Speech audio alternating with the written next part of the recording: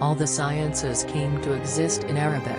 The systematic works on them were written in Arabic writing. The Berbers belonged to a powerful, formidable, and numerous people, a true people like so many others the world has seen, like the Arabs, the Persians, the Greeks and the Romans.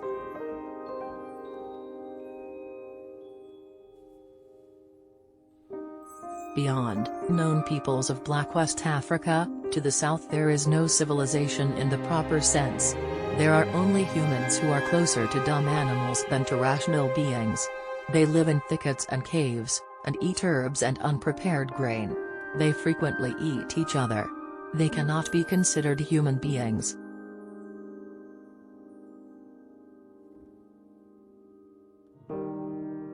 Eventually, Aristotle appeared among the Greeks. He improved the methods of logic and systematized its problems and details. He assigned to logic its proper place as the first philosophical discipline and the introduction to philosophy. Therefore he is called the first teacher.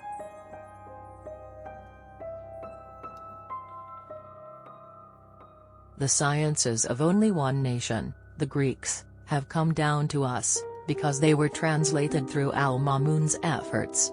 He was successful in this direction because he had many translators at his disposal and spent much money in this connection.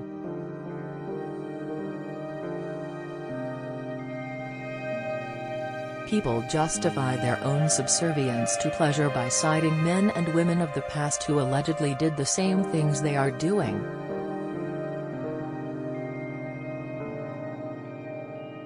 No one can stand up against the authority of truth, and the evil of falsehood is to be fought with enlightening speculation. History, therefore, is firmly rooted in philosophy.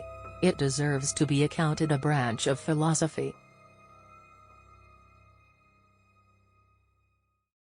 Government decisions are as a rule unjust, because pure justice is found only in the legal caliphate that lasted only a short while. The purpose of human beings is not only their worldly welfare. This entire world is trifling and futile. It ends in death and annihilation. The purpose of human beings is their religion, which leads them to happiness in the other world.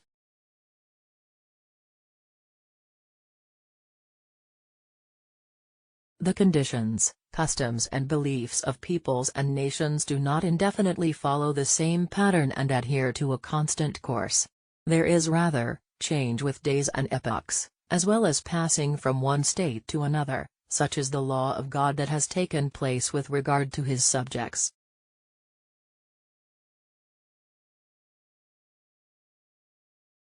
The fifth stage is one of waste and squandering.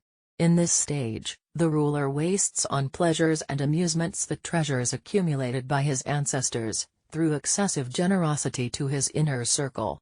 Also, he acquires bad low-class followers to whom he entrusts the most important matters of state, which they are not qualified to handle by themselves, not knowing which of them they should tackle and which they should leave alone.